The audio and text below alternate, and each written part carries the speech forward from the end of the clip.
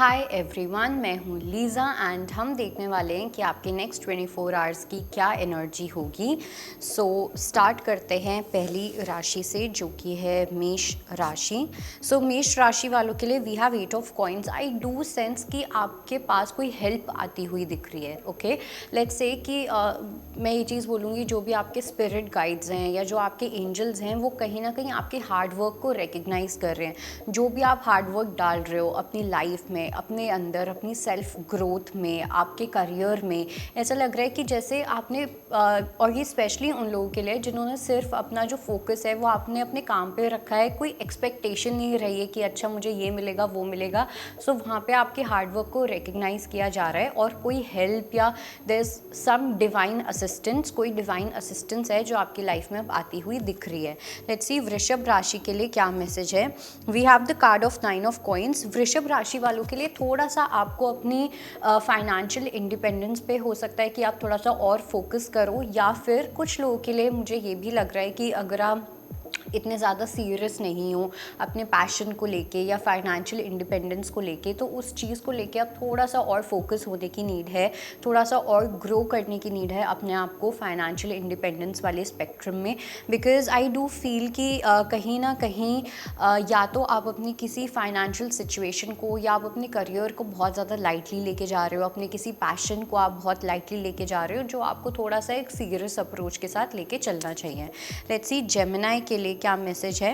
We have the card of sultan. Gemini के लिए बहुत ही स्ट्रॉन्ग एम्परर वाली एनर्जी मुझे यहाँ पे दिख रही है। काफ़ी पावरफुल एनर्जी है जहाँ पे you are not scared to work hard any more. कहीं ना कहीं पहले अगर आप अपने कंफर्ट जोन में रह के काम करना चाहते थे, आपको मेहनत करने से बहुत ज़्यादा डर लगता था या आपको लगता था कि यार मुझे अपने कंफर्ट जोन से बाहर नहीं जाना, तो अब आप अपने कंफर्ट जोन से बाहर आ रहे हो। ओके, जो आपने अपना एक बहुत ही सेफ स्पेस क्रिएट की हुई थी, एक बॉक्स क्रिएट किया हुआ था, अब आप उस बॉक्स से बाहर निकलोगे। एंड जब आप बॉक्स से बाहर निकलोगे, दैट इज़ व्हेन जब आपकी एक ट्रू पर्सनालिटी सामने आएगी। लेट्स सी कि कैंसेरियंस के लिए क्या मैसेज है। We have the card of नफ्स विच इज़ द डेविल का कार्ड। कैंसेरियंस के लिए, कर्क राशि वालों के लिए मुझे लग रहा है कुछ अडिक्टिव टेंडेंसीज हो सकती हैं, और स्पेशली कुछ लोगों के लिए मुझे ये भी लग रहा है कि आपको थोड़ा सा अपने ऑरिक फील्ड का ध्यान रखने की नीड है। बिकॉज कुछ ऐसी नेगेटिव एनर्जी हो सकती हैं, क्योंकि आपका ऑरा हो सकता है या तो बहुत वीक है या बहुत सेंसिटिव हो, और आप अपने आसपास बहुत जल्दी नेगेटिव एनर्जीज को अब्जॉर्ब कर सकते हो, जो आपको अभी अगर आप इतने से भी नेगेटिव हो ना, तो वो आपको 10, 20, 50, 100 टाइम्स और नेगेटिव बना सकती है। तो इसलिए किसी भी टाइप की गॉसिप में, ठीक है, किसी भी टाइप की फालतू की चीज़ों में, जजमेंट्स में, इन सब चीज़ों में अपनी एनर्जी डालनी ही नहीं है।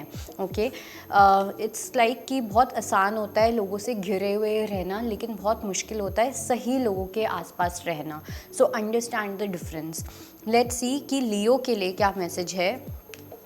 We have the card of 9 of stars. सिंह राशि वालों के लिए मुझे ऐसा लग रहा है कि आप कुछ ना कुछ अलग अलग स्ट्रैटेजीज़ यूज़ कर रहे हो या अलग अलग मेथड्स यूज़ कर रहे हो अपने फियर से बचने के लिए, या एक ऐसी टेंडेंसी है कि आप अपने फियर को फेस नहीं करना चाहते और आपको हल्का सा पता भी है कि ये एक मेरी कमी हो सकती है या ये मेरा एक ट्रिगर पॉइंट है, उस चीज़ से आप भाग रहे हो और वो आप अलग अलग चीज़ें कर रहे हो। कुछ लोग यहाँ पे रेमेडीज़ कर रहे होंगे, कुछ तंत्र मंत्र समथिंग समथिंग कुछ हो रहा है, कुछ मैनिफेस्टेशन, बेलीफ, रिचुअल्स, पता नहीं क्या क्या, कुछ ऐसी चीज़ हो रही है जो आपको बस ऊपर से आपको एक सेटिस्फैक्शन दे सकते हैं, बट इनर वर्क आपको तब भी करना पड़ेगा ही।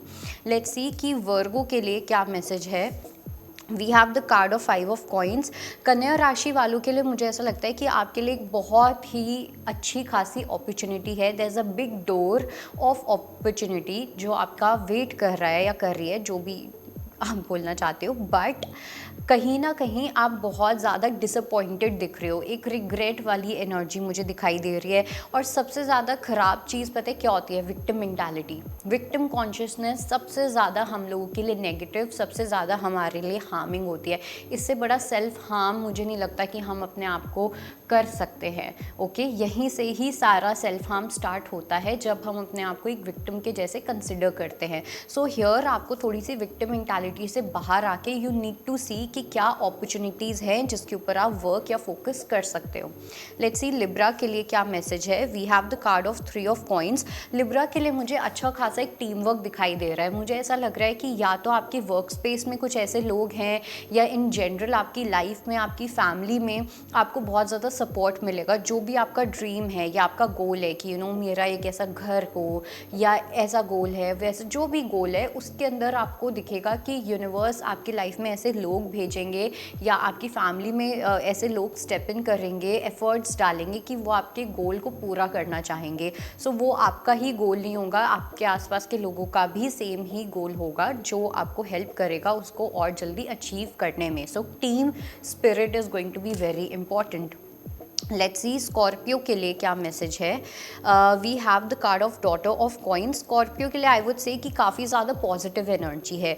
आपका कहीं ना कहीं फोकस उन चीज़ों पे भी है जो कहीं ना कहीं आपके लिए वर्क नहीं कर रहे थे। कुछ ऐसे बॉन्ड्स या रिलेशनशिप जो ख़राब हो गए थे तो अब आप उनको मेंड करने की कोशिश करोगे, आप उस चीज़ को ठीक करने की कोशिश करोगे, क्योंकि आपको दिख रहा है कि अगर आप अपने प्लांट्स को अच्छे से वाटर करोगे या कुछ ऐसे प्लांट्स होते हैं जो ख़राब हो जाते हैं, लेकिन अगर हम उनका ध्यान रखें, उनको वाटर करें, सब कुछ अच्छे से करें तो जो प्लांट्स होते हैं वो वापस से ठीक हो जाते हैं। सो वैसे ही कुछ ऐसे बॉन्ड्स हैं, कुछ ऐसी रिलेशनशिप्स हैं जो आपको वापस से ठीक करने की नीड है।